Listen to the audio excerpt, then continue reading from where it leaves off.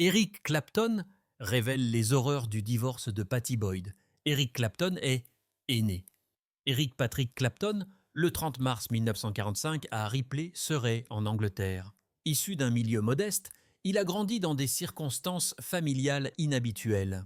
Élevé par ses grands-parents tout en croyant pendant de nombreuses années que sa mère était en fait sa sœur, ce début de vie non conventionnel a façonné son sens de l'identité et a contribué au puits émotionnel profond qui allait plus tard définir sa musique. Dès son plus jeune âge, Clapton a montré une sensibilité extraordinaire au son et une connexion presque instinctive à la guitare. À l'adolescence, il était déjà plongé dans le monde du blues américain, écoutant de manière obsessionnelle les enregistrements de légendes comme B.B. King, Robert Johnson et Muddy Waters. Ces influences ne l'ont pas seulement inspiré, elles sont devenues l'épine dorsale de son style, le distinguant des autres jeunes guitaristes de sa génération.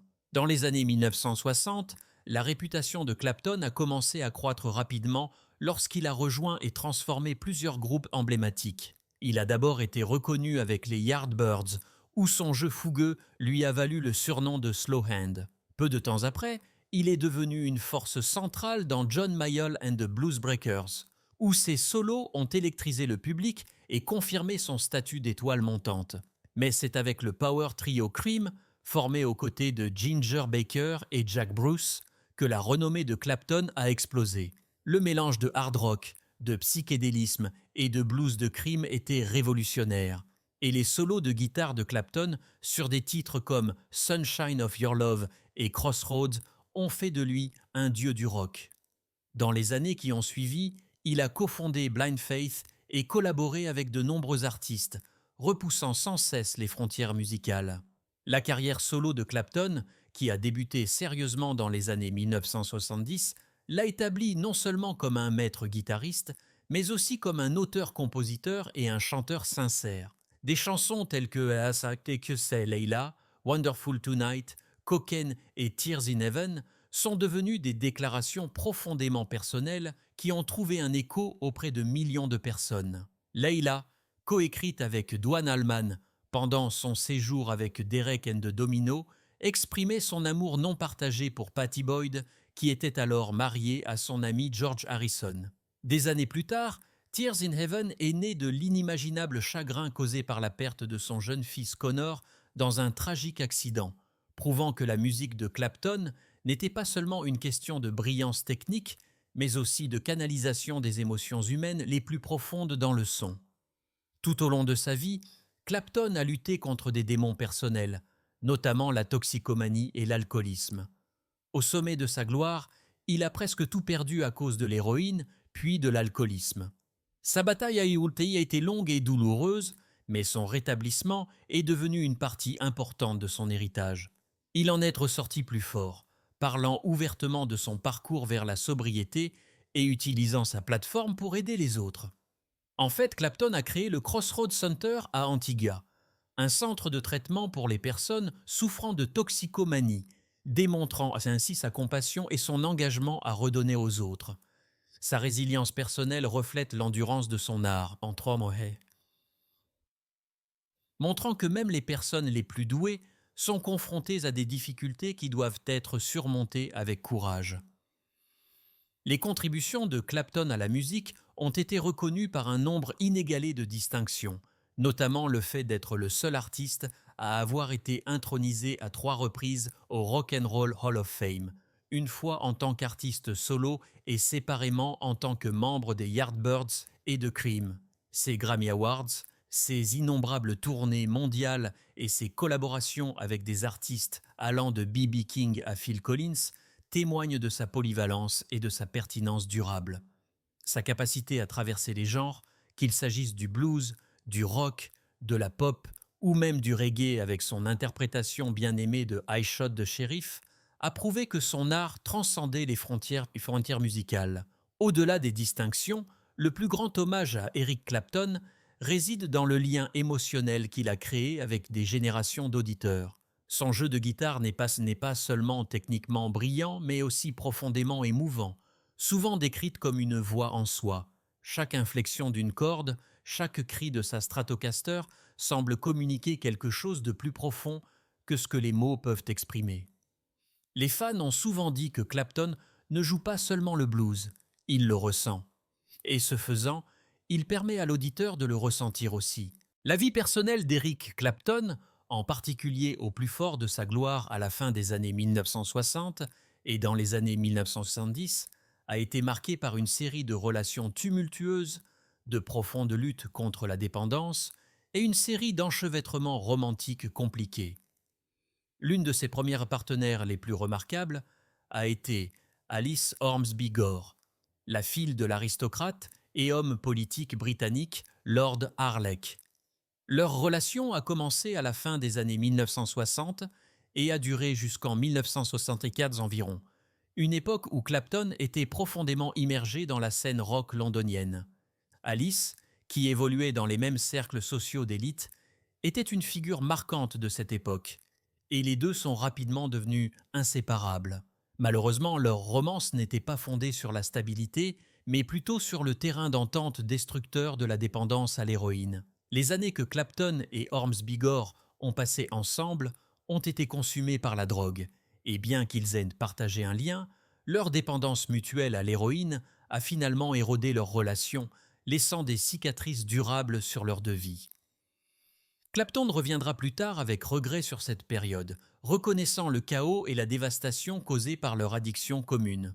À la même époque, Clapton a brièvement fréquenté la chanteuse de funk Betty Davis, connue pour sa présence scénique électrisante, sa personnalité audacieuse et un bref mais percutant mariage avec la légende du jazz Miles Davis. Bien que leur relation n'ait pas duré longtemps, elle a mis en évidence la fascination de Clapton pour les femmes fortes et créatives, qui était profondément ancrée dans le monde de la musique. Betty, avec sa fusion novatrice de funk et de rock, était très différente des racines plus orientées vers le blues de Clapton. Et bien que la relation ait été de courte durée, elle a été un autre exemple des choix éclectiques et parfois impulsifs que Clapton a fait dans sa vie personnelle. Le chapitre le plus déterminant et le plus tristement célèbre de la vie amoureuse de Clapton est peut-être son implication avec la femme de George Harrison, Pattie Boyd. Clapton et Harrison étaient devenus des amis proches à la fin des années 1960, collaborant musicalement et partageant un lien presque fraternel. Mais l'amitié de Clapton avec Harrison s'est compliquée lorsqu'il est tombé profondément amoureux de Boyd, une ancienne mannequin et l'une des muses les plus emblématiques de l'ère du rock. Elle avait inspiré les chansons de Harrison telles que Something, et sa beauté et son charme ont captivé Clapton au point de l'obsession. Ce triangle amoureux a créé d'immenses troubles personnels et s'est répandu dans la musique de Clapton, notamment dans le chef-d'œuvre de 1970 de son groupe Derek and the Dominos, Layla and Other Assorted Love Songs, où le titre Layla était une déclaration passionnée et angoissée de ses sentiments pour Boyd. Harrison et Boyd ont finalement divorcé en 1967, et 2 ans plus tard, le 27 mars 1969, Boyd a épousé Clapton à Tucson, en Arizona. Ce qui aurait pu sembler être un triomphe romantique, cependant, a rapidement tourné au vinaigre. Leur mariage a été miné par les infidélités de Clapton, sa forte consommation d'alcool et des épisodes de violence domestique. Plus tard, Clapton lui-même a avoué, dans une interview accordée au Sunday Times en 1999, qu'il avait violé et maltraité Boyd pendant leur mariage, admettant candidement qu'il était un alcoolique à part entière à l'époque et qu'il pensait avoir droit à des relations sexuelles. Ces aveux ont jeté une ombre sur son héritage, révélant les sombres conséquences de ses addictions et de son comportement autodestructeur. Pendant qu'il était marié à Boyd, Clapton a entamé une liaison avec Yvonne Kelly, qui était la directrice des AIR Studios Montserrat, où il enregistrait souvent. Clapton et Kelly étaient tous deux mariés à d'autres personnes, mais leur relation clandestine a conduit à la naissance d'une fille, Ruth Kelly Clapton, en janvier 1985. Pendant des années, l'existence de Ruth a été cachée au public, un secret gardé dans un petit cercle jusqu'à ce qu'en 1991, la presse découvre qu'elle était l'enfant de Clapton. La révélation a ajouté une nouvelle couche de complexité à la vie personnelle déjà troublée de Clapton et a mis à rude épreuve son mariage avec Boyd, qui a été dévasté par cette liaison. Clapton et Boyd désiraient depuis longtemps des enfants, mais ils ont lutté contre l'infertilité, allant même jusqu'à suivre des traitements de fécondation in vitro, FIV, en 1984. Leurs tentatives se sont soldées par un chagrin d'amour, les fausses couches aggravant la tension émotionnelle déjà présente dans leur mariage turbulent. Les infidélités de Clapton ont continué et, lors d'une liaison avec le mannequin et actrice italienne Laurie Del Santo, elle a donné naissance à leur fils Connor Clapton le 21 août 1946. Boyd a été anéanti lorsque Clapton a avoué avoir engendré un autre enfant hors de leur mariage. Et en 1989, elle a divorcé, disant qu'elle était complètement dévastée par la trahison. La tragédie a frappé seulement 2 ans plus tard lorsque Connor est décédé à l'âge de 4 ans, le 20 mars 1991, après être accidentellement tombé d'une fenêtre du 53e étage d'un immeuble d'appartements de New York. Cette perte dévastatrice a presque détruit Clapton émotionnellement, mais elle a également inspiré l'une de ses chansons les plus poignantes et durables, Tears in Heaven, écrite à la mémoire de son fils. La vie amoureuse de Clapton a finalement pris une tournure plus stable à la fin des années 1990. En 1998, à l'âge de 53 ans, il a rencontré Melia McInerney, une assistante administrative de 22 ans, lors d'une fête donnée en son honneur après une représentation à Columbus, dans l'Ohio. Leur relation a commencé discrètement, Clapton la gardant privée pendant près d'1 an avant de la rendre publique en 1999. Contrairement à ses relations antérieures, qui étaient souvent marquées par la tourmente, la dépendance ou l'infidélité, son lien avec McInerney semblait fondé sur la stabilité et le respect d'un cas mutuel. Le 1er janvier 2002, ils se sont mariés à l'église Sainte Mary Magdalene de Ripley, le village même où Clapton est né. Ensemble, ils ont fondé une famille et ont eu 3 filles, un chapitre de la vie de Clapton qui lui a apporté un sentiment de renouveau et de paix après des décennies de chaos, de chagrin d'amour et de tragédie personnelle. Lorsqu'Eric Clapton a parlé de la douloureuse désintégration de son mariage avec le mannequin et muse Patty Boyd, ces mots ont porté le poids pas du regret et d'une honnêteté brute. L'union entre le guitariste légendaire et la femme qui a inspiré certaines des chansons d'amour les plus emblématiques du rock avait autrefois semblé être le couronnement d'un rêve romantique. Mais Clapton a admis que la réalité était bien plus compliquée et que sa fin a laissé des cicatrices qui ne se sont jamais complètement cicatrisées. Ce fut l'un des chapitres les plus sombres de ma vie, a avoué Clapton en réfléchissant sur les turbulences de leur divorce. Je pensais avoir gagné ce prix incroyable, mais ce que je ne réalisais pas, c'est que l'amour seul ne fait pas fonctionner un mariage. J'ai apporté tellement de bagages, et ces bagages ont fini par nous écraser tous les deux. Pour Clapton, les horreurs du divorce ne se sont pas limitées aux enchevêtrements juridiques et financiers. La dévastation émotionnelle a été accablante. Il avait poursuivi Boyd pendant des années, la volant de manière célèbre à son ami proche George Harrison. Et lorsqu'elle est finalement devenue sa femme, il a imaginé que le bonheur serait permanent. Mais la toxicomanie, l'infidélité et ses propres insécurités profondes ont miné la relation à tous les niveaux. Je me suis enivré jusqu'à l'oubli presque tous les soirs, a-t-il admis. Et quand je n'étais pas ivre, j'étais perdu dans la paranoïa et la jalousie. Patty méritait la stabilité et la gentillesse, et je lui ai donné le contraire.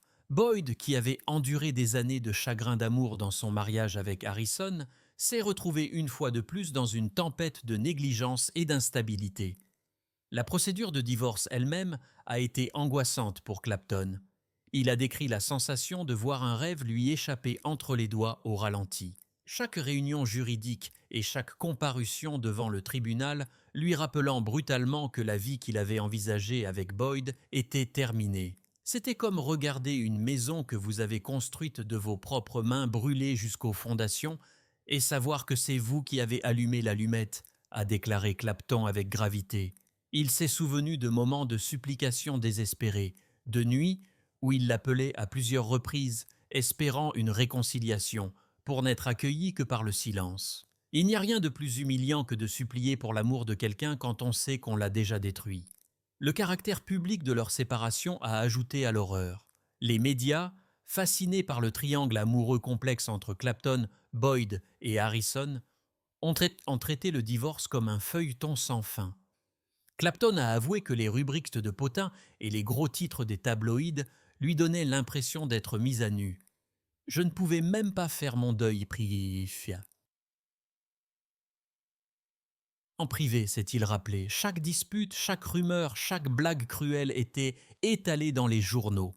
Ce n'était pas seulement mon chagrin d'amour, c'était un divertissement pour des millions d'étrangers. Cette exposition constante a intensifié son sentiment d'isolement, le poussant plus profondément dans des habitudes autodestructrices. Ce qui a rendu cette épreuve encore plus dévastatrice, c'est la musique qui l'entourait. Boyd avait inspiré le chef-d'œuvre de Clapton, Layla and Other Assorted Love Songs, un épanchement passionné d'amour non partagé, ainsi que des succès ultérieurs comme Wonderful Tonight. Mais après le divorce, ces chansons sont devenues des rappels obsédants de ce qu'il avait perdu. Chaque fois que je les jouais, j'avais l'impression de rouvrir une vieille blessure, a-t-il dit. Les chansons étaient censées être des déclarations d'amour, mais elles se sont transformées en éloges funèbres pour un mariage que j'avais ruiné. Le public de Clapton entendait de la beauté dans la musique, mais pour lui, la beauté était inséparable de la douleur. Clapton a également été franc sur la culpabilité qu'il ressentait quant à la façon dont sa poursuite de Boyd avait affecté son amitié avec George Harrison. Même après que Boyd ait quitté Harrison et l'ait épousé, Clapton n'a pas pu échapper à l'ombre de la trahison. « George m'a pardonné d'une manière que je ne méritais pas », a-t-il admis. Mais au fond de moi, je pense qu'une partie de moi savait que notre mariage était bâti sur des bases fragiles à cause de cette histoire. On ne peut pas construire le bonheur sur le chagrin d'amour de quelqu'un d'autre. Ce sentiment de conséquences karmiques, comme l'a décrit Clapton, a hanté le mariage et a amplifié l'effondrement lorsque celui-ci était finalement survenu. Rétrospectivement, Clapton a reconnu que les horreurs du divorce lui ont enseigné des leçons difficiles mais essentielles sur l'amour, la dépendance et la responsabilité. Il a dit que la perte de Boyd l'avait forcé à affronter ses démons d'une manière qu'il avait longtemps évitée. Sur le moment, j'ai eu l'impression que c'était la fin de tout, s'est-il rappelé. Mais avec le recul, c'est le choc dont j'avais besoin pour réaliser que si je ne changeais pas, je perdrais non seulement mon mariage, mais aussi ma vie. Bien que le mariage se soit terminé dans l'amertume et le chagrin, Clapton a exprimé sa gratitude pour le fait que Boyd ait finalement trouvé la paix et le bonheur au-delà de leur relation. « Elle méritait une vie meilleure que celle que je pouvais lui offrir à l'époque », a-t-il admis. Et c'est peut-être la partie la plus difficile, accepter que la meilleure façon d'aimer quelqu'un est de le laisser partir. En révélant les horreurs de son divorce avec Pattie Boyd, Eric Clapton a fait plus que raconter une tragédie personnelle. Il a exposé la fragilité humaine derrière le mythe de la rockstar. Son histoire d'obsession, de perte et de douloureuse conscience de soi continue de résonner non seulement comme un récit édifiant, mais aussi comme un témoignage des façons complexes et souvent destructrices dont l'amour et la célébrité peuvent s'entremêler.